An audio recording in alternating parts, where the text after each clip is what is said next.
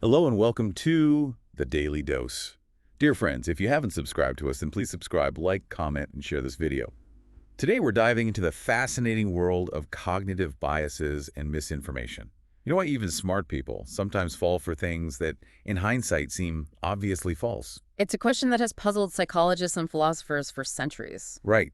And to help us unpack this, we're turning to a recent interview with Steven Pinker, a cognitive psychologist known for his work on language thought and human nature. He sat down with Michael Mahan for the Free Press YouTube channel and had a really thought-provoking discussion. Pinker often starts with a simple observation. We're actually pretty good at avoiding false beliefs when those beliefs have direct consequences for our daily lives. He uses the example of an empty fridge. We don't just keep believing there's food in there, we go to the store. Our everyday actions are guided by a pretty accurate understanding of the world around us. Exactly. That's because our survival depends on it. We've evolved to be what we might call practically intelligent, but when we move away from concrete, immediate concerns and into the realm of abstract ideas, like politics history, or even the origins of the universe, things get a bit trickier. That's where it gets really interesting, right? Yeah. Because suddenly the stakes aren't as clear. It's not about an empty fridge. It's about complex systems and ideas that are harder to verify. And for most of human history, we didn't have the tools to verify those ideas. No scientific method, limited access to historical records, no robust journalism. So we relied on what? Stories. Exactly. We relied on stories, on narratives to make sense of the world. And these stories, while often compelling, weren't always rooted in fact. Think about ancient myths, folklore, even just rumors spreading through a village. That makes me think about how easily we can be drawn in by a good story. Even if a part of us is a little skeptical, I've definitely fallen for that. You know, like a Yeah. juicy piece of gossip or a dramatic news headline. It's a fundamental aspect of how our minds work. We're wired for narrative. And that tendency, while it served us well in many ways throughout history, can also make us vulnerable to misinformation, especially in a world saturated with information. And that brings us to conspiracy theories, right? It seems like those often tap into this desire for a compelling narrative, even if it's outlandish. Absolutely. And Pinker offers a surprising insight here. He argues that the more elaborate conspiracy theory is, the less likely it is to be true. This is where he brings in the concept of the conjunction fallacy, which psychologists Amos Tversky and Daniel Kahneman studied. Have you ever heard of the Linda the bank teller problem? I haven't. Tell me about it. Imagine you're given a description of Linda. She's passionate about social justice, majored in philosophy, and is very articulate. Then you're asked, is it more likely that Linda is a bank teller or a bank teller who's also a feminist activist? I'd probably say she's a bank teller and a feminist activist. It just fits the description, right? That's what most people say. But statistically, it's more likely that she's simply a bank teller. Adding the detail feminist activist, while it fits our stereotype, actually decreases the probability. And this, my friend, is the conjunction fallacy in action. So how does this relate to conspiracy theories? Think about it. The more details a conspiracy theory piles on, the more secret meetings, hidden agendas, interconnected actors, the less likely the whole thing holds up under scrutiny. It becomes statistically improbable. Reality is often messier and less elegant than a well-crafted story. That's making me rethink how I evaluate those kinds of claims. I hadn't considered the statistical angle before. So if we're wired for narrative and prone to these cognitive biases, how do we avoid falling for misinformation? Especially in a world where it seems to be spreading faster than ever. That's the million-dollar question, isn't it? And that's what we'll explore further in the next part of our deep dive. Pinker actually uses a recent example to illustrate how this susceptibility to a good story can play out on a large scale. He points to the COVID-19 pandemic and how the handling of information, especially early on, might have inadvertently eroded public trust in institutions. That's an interesting point. I remember those early days of the pandemic. Yeah, So much was unknown, and the information seemed to be changing constantly. exactly. And Pinker is critical of the shifting advice on things like masks, the sometimes strict social distancing restrictions, and the seemingly conflicting messages about gatherings. All of that created confusion, and for some people, a sense that the authorities weren't being straight with them. Yeah, I can see how that would lead to skepticism. If you feel like the goalposts keep moving, you might start to question everything you're being told. Right. And when official guidance changes dramatically or seems to contradict itself, it can create fertile ground for distrust. And that distrust can then be exploited by those spreading misinformation. So could this erosion of trust have contributed to the spread of conspiracy theories about the virus? It's hard to say for sure, but it's certainly a possibility. Pinker suggests that when people lose faith in official sources of information, They're more likely to turn to alternative sources which may not be as reliable. That makes sense. But even if we acknowledge the power of narrative and the problems with misinformation, it still doesn't fully answer the question, why do smart people believe stupid things? I mean, you'd think intelligence would be a shield against those kinds of errors in judgment. It's a question Pinker grapples with as well. He suggests that in general, intelligent people are better at avoiding most cognitive biases. They tend to be better at logical reasoning, at weighing evidence, at spotting inconsistencies. But, and this is important, there's one bias that even the smartest among us seem vulnerable to. What's that? It's called the my side bias. And it's basically our tendency to favor information that confirms our existing beliefs and to dismiss information that challenges them. Oh, yeah. I think we've all been guilty of that at some point. We see what we want to see, right? Exactly. And this bias isn't limited to any particular intelligence level or political affiliation. It's a deeply human tendency. It's rooted in our desire to protect our worldview, to maintain a sense of consistency in how we understand the world. So even if someone is brilliant in other areas, they might still fall prey to this bias when it comes to issues they care deeply about. Absolutely. It's a reminder that critical thinking is a skill that requires constant practice and vigilance, even for those of us who consider ourselves highly rational. That's a humbling thought. It makes you realize that we all need to be on guard against these biases. No matter how smart we think we are, it's like that expression, to err is human. Precisely. And this leads us to another fascinating point that Pinker raises. He's quite concerned about attempts to control or censor so-called misinformation, especially when those attempts are driven by ideology. I've heard him talk about this before. What's the danger there? Well, for one thing, it can be incredibly difficult to define what constitutes misinformation in a fair and objective way. What one person considers false or misleading, another might see as legitimate dissent or simply a different perspective. Right. It seems like that line can be very blurry, especially in areas where there's a lot of debate or uncertainty. Exactly. And attempts to police speech can easily backfire, leading to censorship, the suppression of dissenting voices, and even the reinforcement of the very misinformation they're trying to combat. We saw examples of that during the pandemic, right?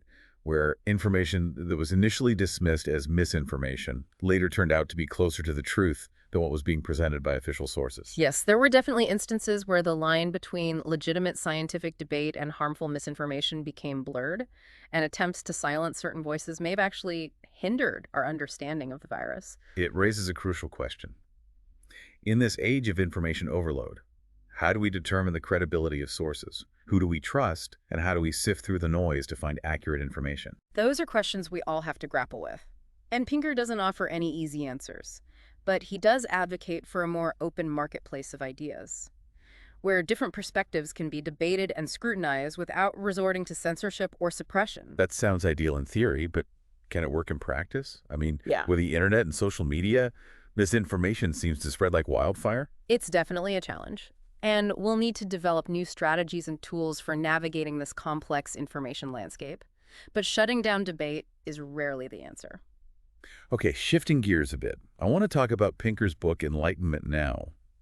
He argues that the values of the Enlightenment, reason, science, humanism have actually made the world a better place. Yes, that's a core argument of his work. He contends that these values, which emphasize reason, individual rights, and progress through science and technology have led to significant improvements in areas like poverty reduction, increased life expectancy, and reduced violence. But are we seeing a backsliding of these values in recent times? What are the implications if that's the case? That's a question Pinker grapples with.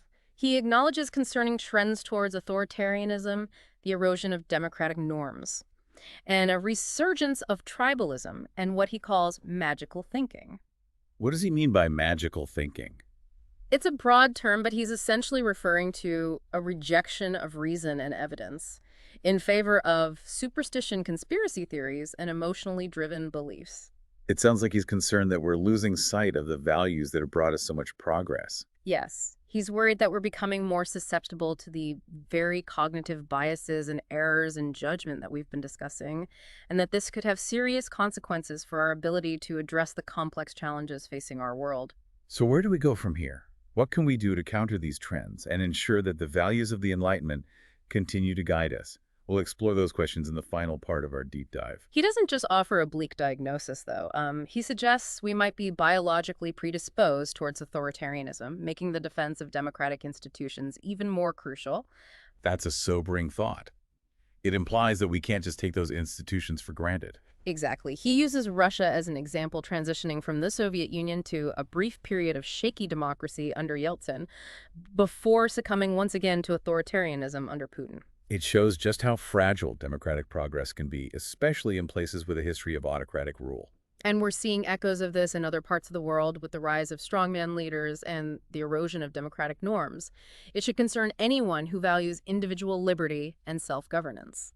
Switching gears to a topic that's been generating a lot of buzz lately, artificial intelligence, is the AI apocalypse just around the corner? Are we all going to be enslaved by robots? Pinker pushes back against the doomer narrative surrounding AI. He argues that AI is ultimately a tool and its values are shaped by its creators. It's not some independent force about to take over the world. He does acknowledge the importance of AI safety research, though, right? The need to prevent unintended consequences.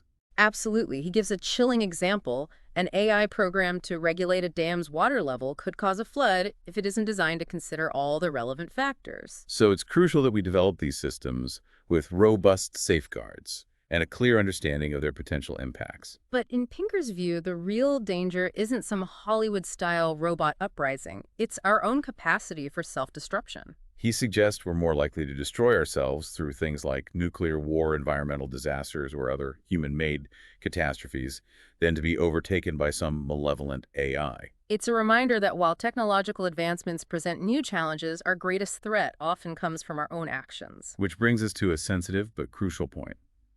Pinker raises the misuse of the term genocide in contemporary discourse. He argues that the casual and often inaccurate application of this term is a harmful blood libel that trivializes the true horror of genocide. It's a powerful reminder that language matters. Using words responsibly is essential, especially when discussing complex and emotionally charged issues. He seems to be calling for greater precision in our language and a deeper understanding of the historical and moral weight of terms like genocide. Finally, I want to touch on something Pinker has been thinking about more recently: the apparent rise in mental health issues, particularly among young people. While initially skeptical, he's now acknowledged that social media may play a role alongside what he calls the pathologizing of everyday emotions. What does he mean by that? He points to a tendency in modern culture to label common experiences of sadness, anxiety, or stress as mental disorders. This can lead to overdiagnosis and unnecessary medication, but it also, in Pinker's view, distorts our understanding of what constitutes true mental health. It makes you wonder if a more accurate and nuanced understanding of the world could actually improve our mental outlook. That's an intriguing idea.